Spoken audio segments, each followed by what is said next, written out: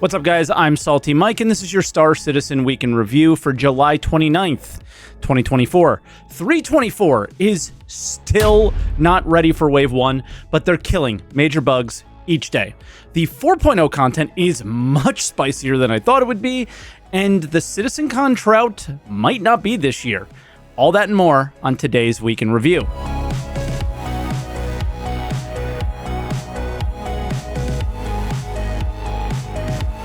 And as always, if this is your first week in review, this is where I take all of the official Star Citizen news each week, put them into one video, and share some of my opinions about it. I also live stream on Twitch, twitch.tv/SaltEMike. And thanks for all the love over there. Stop by and say hi if you guys haven't yet. No sponsors this week, but I do have a little surprise. Merch is coming in like 2 weeks-ish. Super basic stuff like this. Just have something to wear at CitizenCon to find other people and kind of share the same interests and stuff. That'll be on saltemike.tv pretty soon. There's like a landing page there for now, but with all that said, let's get into those patch notes.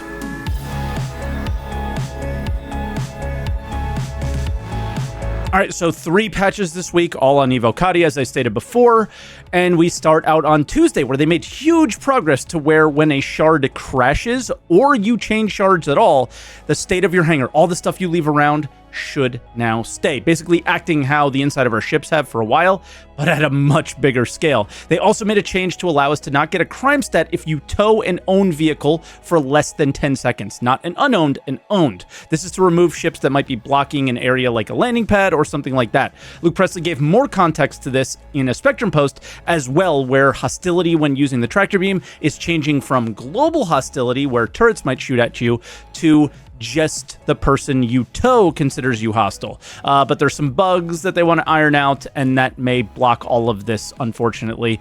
Sadly, yeah. So we will see if they get the fixes in before live, but thank you to Luke for keeping us updated on that stuff. Thursday was our next patch, and for features, something we saw in the early patches is back. I think these are at the distro centers, but you can find light enhancing optics ranging from 1x to 4x at locations around the verse now. Again, distro centers is, I think, where these are, and let me tell you, they're awesome.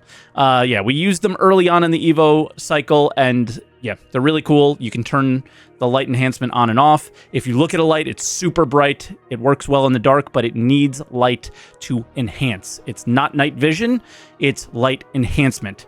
The towing changes continue, but a much welcome change, sort of, is a continued nerf to the Hornet series. But the discourse around these changes seem to feel that it's not enough. The amount of firepower is what people seem to have issues with. Let me know what you guys think. Yeah, the ships have flown really fast, but they also have incredibly high DPS, and Master Mode's DPS is king. For bugs, they are nailing down some of the big ones. Sometimes the elevator would disappear while you were in it, making it hard to navigate the landing zones. That's taken care of. That's awesome. I haven't seen that bug come back when I've tested, and that's a good step to getting to Wave 1, trust me. And my frames improved this patch, probably due to the issues in prior patches where they said the known issues were if you had too many items, it would kill your frames. My frames aren't as bad anymore since this fix, so yeah, I think that was it. Friday is the current patch as of the recording of this video, and it was stable enough to run over the weekend, which is also a positive leading towards a Wave 1 patch. I finally was able to get some real testing done.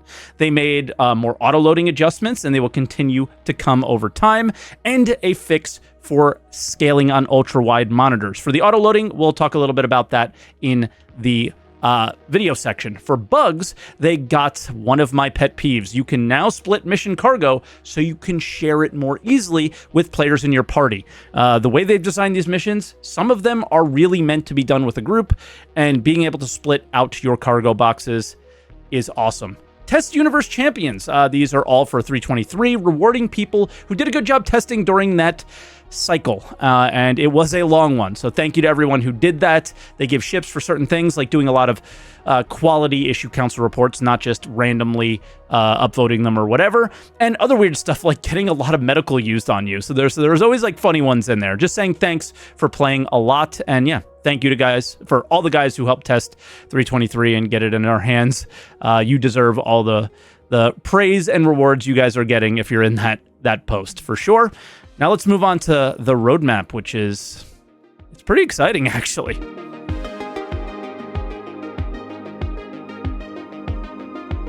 All right, everything in Roadmap Roundup are cards being added to 4.0, which feels a little weird because we're all sitting here wondering how late it's going to be. So adding more onto that is like, whoa, is it actually going to be late? We'll have to see.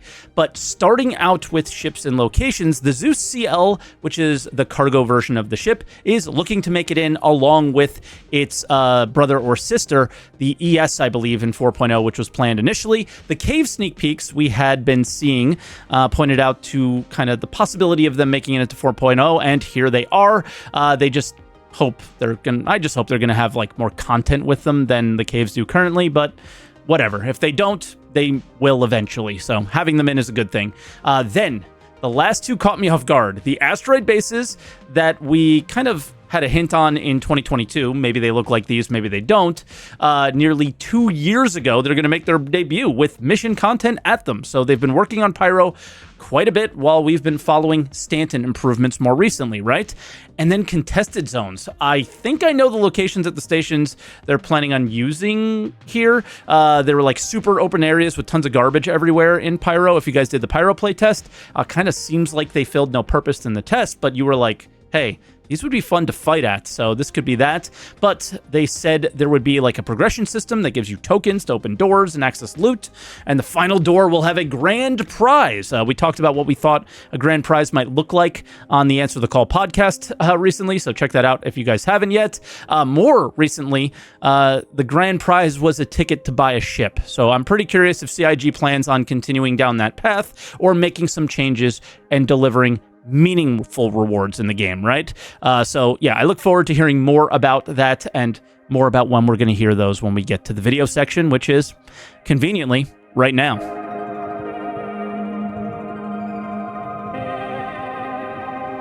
Both an Inside Star Citizen and a Star Citizen Live this week. Inside Star Citizen was a lot of rehashed information from previous weeks about cargo, and some of these things were elements that I've shared here already. This first clip is something that I've already shared, but this makes it more official. If someone gets into your hangar, there is a trespassing timer that will start ticking. After like 30 seconds or so, they're going to get automatically kicked out. In addition, we have changed the rules in the hangar to make it allow the same kind of like non-armistice zone behavior that the ships do. So we are modifying it to where you can shoot people that even trespass inside your hangar and not get a infraction for it. At your home location, it will be your personal hangar, but if you go to a different place in the verse, then that hangar that was given to you is what we call a public hangar, but you're still the person that like has authority over it. So while you do, you have the same kind of rights. Yeah, so standing your ground is the thing. I know people love to sneak on people's ships, and I think those opportunities still exist at the outposts, but they are making hangars super secure. Sound off on how you feel about that. I personally think it's okay. These are kind of meant to be our home for right now. So yeah, them being secure, all right. The next clip is kind of weird, but I think it might have some potential for the future. At that point, you can make what we call like a sell order. And this is basically like a declaration, kind of like a contract that says like, I will deliver these goods and you will give me this payment for it. When you've done that, at that point, you can go back to your hangar, move the goods off of the ship onto the freight elevator platform, use the freight elevator kiosk to put it down into the location inventory. You'll get a little screen that pops up that tells you, here's the sell order that you had, here's the price that we agreed to, you've now delivered everything, check, and then you get the payment that's delivered. So what they're saying here is you can kind of create a contract now before you remove cargo from your ship. And because it doesn't disappear anymore, right? You used to just go to a terminal and the cargo would poof, it'd be gone. But it seems like it makes more sense to kind of land, drop off the cargo at the freight terminal and secure it in case there are any issues, then sell. But if we can create these makeshift contracts through a UI, hopefully that opens up more interesting content like that in the future, right? Then they shared another element we talked about last week, but again, it makes it official and you can actually see what it looks like then, right? Now, what we went out with before wasn't really our intended behavior. So if you have, let's say, a ship and you fill it up with 600 SEU, if those are like 1 SEU boxes, that's going to take a long time because that's a lot of boxes to move. But if we're talking 32 SEU boxes, that's a much more efficient moving pattern that has to be done by the loading services. So that's going to be quicker to load. And that'll help us tune the system to make sure that we're not overly punishing people with these incredible loading times.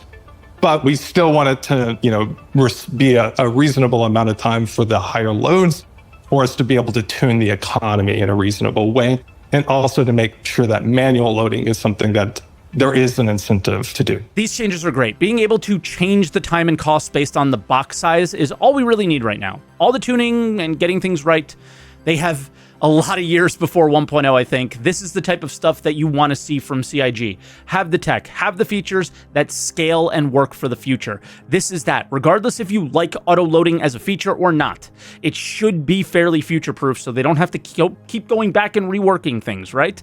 Then, a long-awaited element has arrived. Search is another one of these things that we always wanted to do. Now that we've been longer in development, trying to close out and finish off some of the bigger bugs, which has mainly been Hangar instancing related. We've also taken the opportunity to work on the quality of life improvement that we wanted to get in particular, which is search functionality. Some of the benefits of them taking forever to get this patch out: they added a feature that probably wouldn't have made it in. You can now search for items and not just filter for them, which is nice. Star Citizen Live, game dev making FOB. Game dev episodes are showing a bit of game development, right? And they are making an FOB on the show this week, so an FOB, or forward operating base, seems like one of those CIG internal terms that may not mean exactly what it is. So they explain what they are building on the show today. For the upcoming Pyro system, considering that Pyro is far more, sometimes certain aspects of it, I don't want, not all of it, but certain aspects of it are more combat oriented, combat focused and everything. We are evolving the distribution centers in certain ways to include more opportunities for better combat. The level design team, working with the level design team, implementing things like greater elevation and just more complex areas that are really conducive to firefights. And that's what we're doing today. Okay, so this is just for Pyro, and the episode was similar to other SCL game devs where they took a lot of assets they already had and tried to repurpose them, right? What I liked about this one is Jared really did a nice job of just chatting, right, with the live stream and answering questions and balancing talking with John the dev and the stream, and kind of kept things really fresh, interesting, and moving. So if you guys do check out the episode and aren't really interested in game devs, this one was really kind of nice to follow. The hour went by very quick, I'll say that. Then someone in chat asked a question that got a really cool answer leading into Pyro. It says, when creating levels, how much does the narrative play into the design of the level?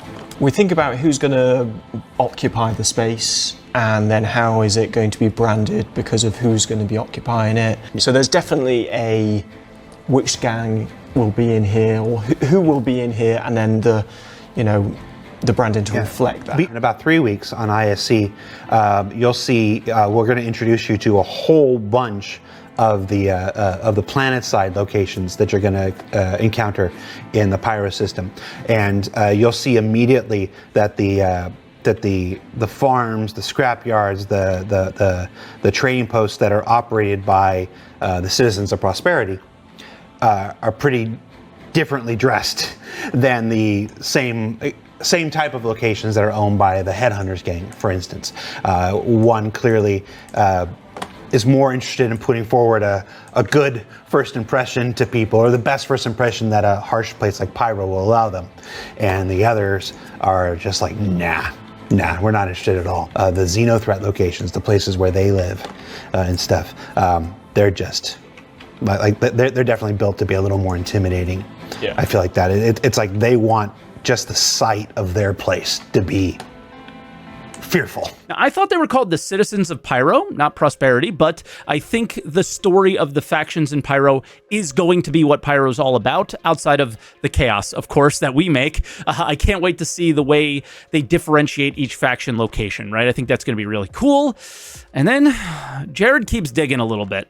I said in the outro hosting that we were targeting 4.0 for something earlier than the end of the year. We are. We are all working towards a release that is sooner than the last week of December, which is I think what a lot of people are saying.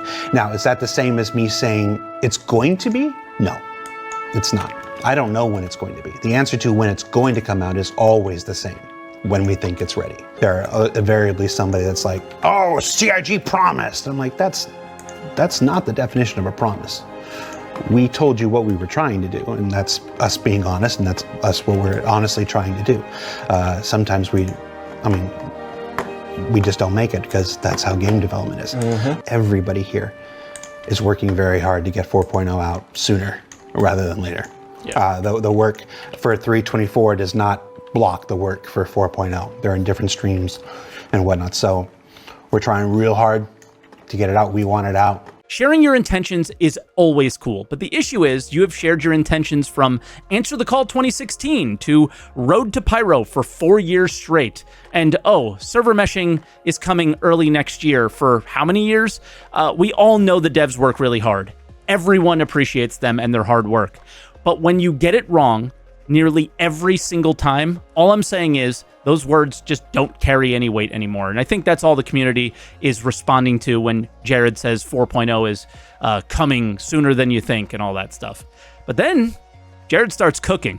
Tune in next week, where we're back to our Alpha 4.0 stories with a look at Pyro space-based activities. Once you go through the jump point, some of the cool things you get to do when you're in space, including, remember, if you watch the public roadmap this week, we revealed asteroid bases and contested zones. You're going to learn all about them in next week's show. So be sure to check that out. Contested zones. I'm not usually the hype guy, but contested zones, for my money, are probably the most exciting aspect of 4.0 for me. It's a whole new kind of gameplay experience. So be sure to check that out. Then the next week after that is Fire. We haven't talked about Fire for a while. We're gonna go back and talk about Fire, which is also coming. It's finally making its way to the persistent universe in 4.0. I don't know if that's on the public roadmap or not, but we're talking about that. And then we go back to Pyro down service side with an episode entirely dedicated to the social experience. You might say social experience in Pyro. I'm like, yes, there are things to do in Pyro besides fight. Yes, I know a lot of people are thinking it's just going to be this giant meat grinder of stuff, but there's actually a whole lot of content being built for the not fighter, for the lovers like John Griffiths. And then after that, we take our break for the Ship Showdown with our Gavin Rothery special, and then we're back to Pyro with an episode entirely dedicated to fighting, because there's a lot of fighting and a lot of cool new stuff to fight with in that episode. So check that out. And then after that, we're just it's engineering and life support and another creature feature and stuff. And it's just lots of cool stuff. The Zeus and MFDs. We got a lot of episodes as we between now and CitizenCon. So I don't know why I felt the need to tell you all that stuff just now, but I did. So yeah, this is super exciting. So the reason why? There will be no drought leading up to CitizenCon. There's a ton of interesting stuff to follow, see, and talk about leading up to the con, which should have a ton of cool stuff on its own. I love this. I really do. And pretty hyped to hear it all, including the social stuff, right? All this stuff is interesting and is something that you can sink your teeth into and break down and imagine what it'll be like in Pyro, right? So with that was video updates. A really good week on that front. Let's move on to other updates.